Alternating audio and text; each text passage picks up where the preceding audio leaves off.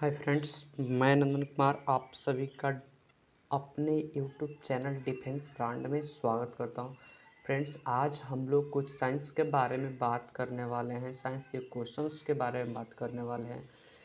तो बहुत ही सारे बच्चों को ऐसा लगता है कि साइंस एक टफ आता है, तो हम लोग आज 6 क्लास से लेकर के 12 क्लास के क्वेश्चंस के बारे में बात करने वाले, जो कि नॉर्मल ही हैं। लेकिन हम लोग कभी चले तो स्लो से चले, ताकि धीरे धीरे बढ़ते आगे ही की ओर चलते हैं।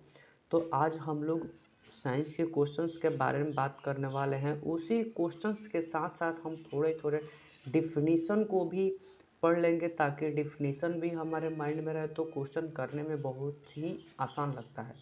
तो चलिए हमारे सबसे पहले क्वेश्चंस को शुरू करते हैं कि क्वेश्चन आखिरकार कैसा होता है। तो देखिए, सबसे पहले मेरा सामने आपके सामने क्वेश्चन आया होगा कि क्वेश्चंस आखिर फर्स्ट क्वेश्चंस हमारे पास है।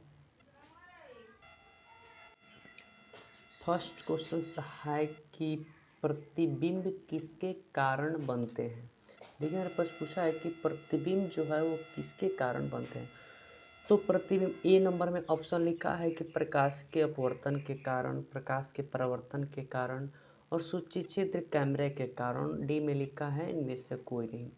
तो हमारा फर्स्ट आंसर होगा, फर्स्ट क्वेश्चन का जो होगा वो होगा ए नंबर, प्रकाश के परावर्तन के कारण। जो प्रतिबिंब किसके कारण बनते हैं, तो प्रकाश के परावर्तन के कारण। कोई भी व्यक्ति पूछे कि प्रतिबिंब किसके कारण बनते हैं, तो प्रकाश के परावर्तन के कारण। चलिए हम नेक्स्ट वीडियो पे चलते हैं। तो फर्स्ट क्वेश्चन समाप्त हुआ, तो दूसरे क्वेश्चन की बात करते हैं। दूसरे क्वेश्चन क्या होगा, तो देखिए दूसरे क्वेश्चन को हम पढ़ते हैं। छाया बनने के लिए किसकी आवश्यकता होती है। देखिए यहाँ पे लिखा हुआ है कि छाया बनने के लिए किसकी आवश्यकता होती है। ए में लिखा है प्रकाश स्रोत की, बी में लिखा है अपारदर्शी वस्तु की, और सी में लिखा है पर्दा की, और डी में लिखा है सभी के। तो देखिए, सबसे पहले छाया की बात करें तो कभी भी हमारी छाया जब बनता है धूप में, तो सबसे पहले प्रकाश की भी आवश्यकता होती है। दूसरी ये हुई कि अपारदर्शी वस्तु उसको बोलते हैं जिससे प्रकाश कभी पार ही ना करे। माने ऐसा वस्तु जैसे ईंट, लकड़ी, ऐसा वस्तु रखे जिससे प्रकाश कभी पार ना करे, तो एक अपारदर्शी वस्तु हो गया। सी में पर्दा, पर्दा वैसे जगह हो गया जिसको, अब पर्दा सपोज मानिए कि हम छाया हमारे बना, तो आखिरकार कहाँ बना, तो कोई छाया रोकने के लिए कोई चीज़ तो चाहिए। तो जैसे धरती पे बनती है तो उसी को हम पर्दा मानेंगे। कभी कभी देखता है कि कहीं दीवार पे बनता है, तो दीवार पे भी उसको पर्दा मानते हैं, तो हम लोग पर्दा भी बने। तो हमारा जो आंसर होगा वो डी होगा, जो कि सभी होगा। क्या होगा, डी। छाया बनने के लिए किसकी आवश्यकता होती है, तो प्रकाश स्रोत की भी होती है, अपारदर्शी वस्तु की भी होती है, और पर्दा की भी होती है। तो हम क्या करेंगे, तीनों को मारेंगे। चलिए अगले क्वेश्चन पे बात करते हैं कि अगला क्वेश्चन क्या है। तो देखिए अगला क्वेश्चन ये है कि निम्नलिखित में से किसकी आकृति बदलती है। तो अब आप लोग देखिए, कभी ए में दिया है कि छाया, बी में लिखा है प्रतिबिंब, सी में लिखा है दर्पण, और डी में लिखा है कोई नहीं। अब छाया जो होती है हमेशा की, कहीं देखिए सुबह में देखते हैं कि हमारी छाया कुछ और हो जाती है, दोपहर में देखते हैं कि छाया छोटी हो जाती है, और फिर शाम को देखते हैं तो फिर छाया में हम लोगों की लंबी हो जाती है। अब आप लोग बताइए, कभी आप लोग प्रतिबिंब जैसे आईना के सामने खड़े होते हैं तो क्या आप लोग का प्रतिबिंब चेंज होता है, नहीं होता है। कभी आप लोग देखे हैं कि दर्पण जिस तरह रखे हैं क्या वो चेंज होता है, नहीं होता है। और इनमें से कोई नहीं। तो हमारा जो आंसर होगा वो ए नंबर होगी, जो कि छाया। छाया की आकृति जो होती है वो चेंज होती रहती है। ठीक है, तो नेक्स्ट क्वेश्चन पे बात करते हैं कि अगला क्वेश्चन क्या है। तो देखिए अगला क्वेश्चन ये है कि प्रतिबिंब का रंग कैसा होता है। एक बहुत ही अच्छा क्वेश्चन है कि प्रतिबिंब का रंग जो होता है वो कैसा होता है। क्या उजला होता है, क्या बी में लिखा है काला होता है, क्या वस्तु के जैसा, और इनमें से कोई नहीं। तो देखिए प्रतिबिंब का रंग, प्रतिबिंब किसको बोलते हैं कि जो दर्पण में आकृति बनता है उसे प्रतिबिंब कहते हैं। अब देखिए, अब हम लोग जा कर के अगर दर्पण के सामने खड़े हो जाए तो हमारा आकृति मेरे ही जैसा बनेगा ना, अदर आदमी की तरह थोड़ी बनेगा। इसलिए जो होता है वो प्रतिबिंब हमेशा वस्तु के जैसा बनता है। किसके जैसा, जैसा वस्तु रहेगा वैसे ही प्रतिबिंब बनता है। ना कि अदर की तरफ प्रतिबिंब बन जाएगा। तो चलिए नेक्स्ट क्वेश्चन पे बात करते हैं कि नेक्स्ट क्वेश्चन क्या है। 5 नंबर में क्वेश्चन में बात कर रहे हैं कि 5 नंबर आखिर का क्वेश्चन क्या कहता है। तो देखिए 5 नंबर क्वेश्चन बोला कि वस्तुओं को देखने में हमारी सहायता कौन करता है। अब कोई भी चीज़ यदि देखते हैं तो हमारी सहायता कौन करता है। तो देखिए सहायता जो होता है वो कौन करता है। तो देखिए ए में लिखा है प्रकाश, बी में लिखा है छाया और सी में लिखा है दर्पण और डी में लिखा है कोई नहीं। अब छाया कभी देखने में सहायता थोड़ी करते, छाया तो खुद अंधेरा चीज़ है। दर्पण भी कभी सहायता नहीं करता। तो बात करते हैं प्रकाश। जब तक प्रकाश नहीं रहेगा तो हम किसी भी चीज़ को, वस्तु को नहीं देख सकते हैं। तो इसलिए हमारा आंसर क्या होगा, प्रकाश। देखिए प्रकाश जो है ना वो वस्तुओं को देखने में हमारी सहायता करता है। तो प्रकाश ही एक ऐसा चीज़ है जो कि वस्तुओं को देखने में सहायता करता है। तो चलिए हम अगले क्वेश्चन में बात करते हैं कि अगला क्वेश्चन क्या है। 6 नंबर में देखिए क्या बात करते हैं, चंद्रमा एक। इसे थोड़ा सा क्वेश्चन लिखिए, चंद्रमा एक। अब इसमें से ए में लिखा दीप्त वस्तु है, अदीप्त वस्तु है, पारदर्शी वस्तु है, प्रभासी वस्तु है। तो देखिए अब इन चारों का डेफिनेशन हम थोड़ा करके बताते हैं। देखिए दीप्त वस्तु उसे कहते हैं जो स्वयं प्रकाश उत्सर्जित करे। प्रकाश उत्सर्जित करे मतलब जैसे सूर्य से प्रकाश निकलता है, बल्ब से प्रकाश निकलता है, तो वो दीप्त वस्तु होता है जिससे प्रकाश निकले।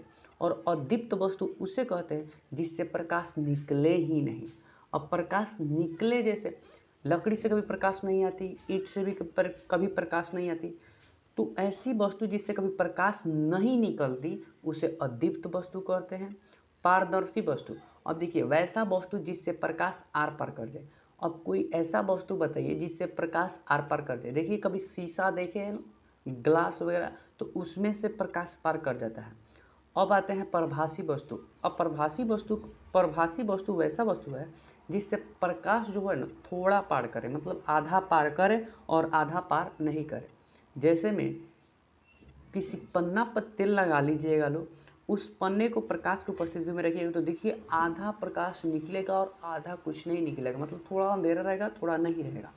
तो वही बात हो, तो प्रभासी वस्तु कहते हैं उसे। लेकिन ये बोला 6 नंबर क्वेश्चन बोला कि चंद्रमा एक वस्तु है, मतलब कौन सी वस्तु है। तो चंद्रमा जो है ना अदीप्त वस्तु है, अदीप्त वस्तु बी नंबर में। अब कितने लोग बोलेंगे कि चंद्रमा से तो प्रकाश निकलती है रात में। जी नहीं, चंद्रमा से प्रकाश रात में नहीं निकलती है या दिन में कभी नहीं निकलती है। चंद्रमा से प्रकाश सूरज की जो प्रकाश होती है ना, जैसे हम देखते हैं कि आईना से रख देते हैं, सूरज की प्रकाश आईना से टकरा कर आती है। सूरज की प्रकाश आईना में यदि रखे तो आईना से टकराएगा और दूसरी जगह पे चला जाएगा। वैसे ही सेम प्रोसेस उसमें भी होता है कि सूरज की प्रकाश चंद्रमा पे पहले टकरा दिया, उसके बाद परावर्तन के बाद हमारे पृथ्वी पे पहुंचती है। तो ये खुद दूसरे वस्तु से आया, ना कि ये खुद उत्सर्जित किया। तो चंद्रमा एक जो क्या है अदीप्त वस्तु है। तो चलिए नेक्स्ट क्वेश्चन पे बात करते हैं कि नेक्स्ट क्वेश्चन क्या है। देखिए 7 नंबर क्वेश्चन पूछा कि ऐसे पदार्थ जिनसे होकर प्रकाश आसानी से पार कर जाए उसे क्या कहते हैं। ऐसे पदार्थ जिनसे होकर प्रकाश आसानी से पार कर जाए, एक मिनट सॉरी तो कुछ डिस्टर्बेंस हो गया। ऐसे पदार्थ जिनसे होकर प्रकाश आसानी से पार कर जाए क्या कहलाता है। अभी हम आप लोगों को बताएं कि वैसे पदार्थ जिनसे प्रकाश पार कर जाए पूरा, तो कौन सी पदार्थ हो सकती है। प्रभासी हो सकती है, या बी में लिखा है अपारदर्शी, या सी में लिखा है पारदर्शी सॉरी, और डी में लिखा है सभी। तो जो ऑप्शन हम लोगों का होगा वो होगा पारदर्शी। ऐसे पदार्थ जिनसे होकर प्रकाश आसानी से पार कर जाए वो हमारा होगा सी नंबर ऑप्शन, जो कि लिखा है पारदर्शी। क्या होगा, सी नंबर ऑप्शन होगा। तो चलिए नेक्स्ट क्वेश्चन पे बात करते हैं कि नेक्स्ट क्वेश्चन क्या है।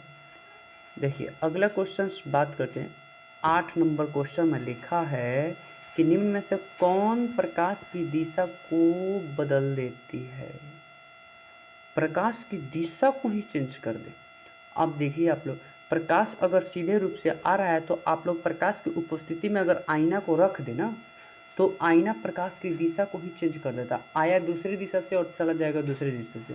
कभी आप अपने घर में यदि थोड़ा सा प्रकाश आए हो और उसमें उस प्रकाश की उपस्थिति में आईना को थोड़ा तिरछे करके रखिएगा, देखिए प्रकाश दूसरे जगह चला जाएगा, तो वह दिशा चेंज कर दिया। तो हमारा जो आंसर होगा वो डी नंबर होगा, जो कि दर्पण।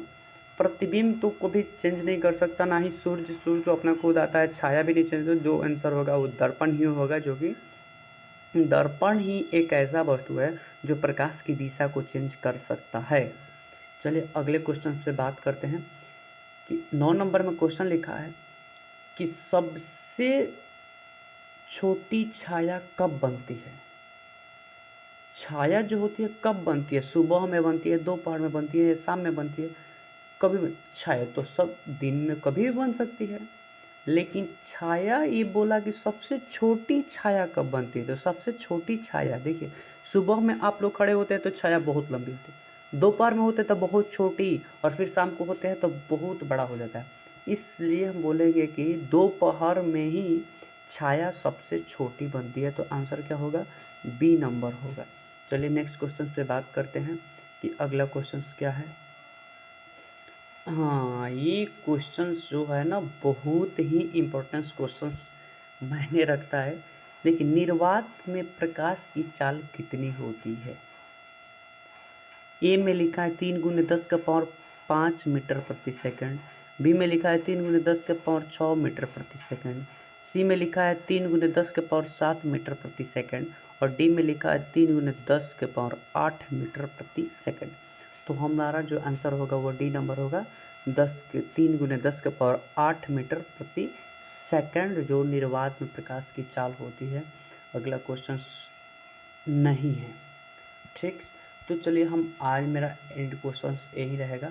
तो फ्रेंड्स, आप लोग से विनती है कि आप लोग वीडियो को शेयर ज़रूर करें और लाइक भी कर दें, ताकि ऐसे ही आने वाले वीडियो आप लोगों के साथ भेजते ही रहें, और शेयर कीजिएगा तो और भी ज़्यादा मन लगेगा कि इससे भी कंटेंट अच्छा लाए और आप लोगों के लिए। तो चलिए फ्रेंड्स, वीडियो अच्छी लगे तो शेयर एंड सब्सक्राइब लाइक ज़रूर कीजिएगा, ताकि ऐसे ही आने वाले वीडियो आप लोगों के पास पहुंच सके।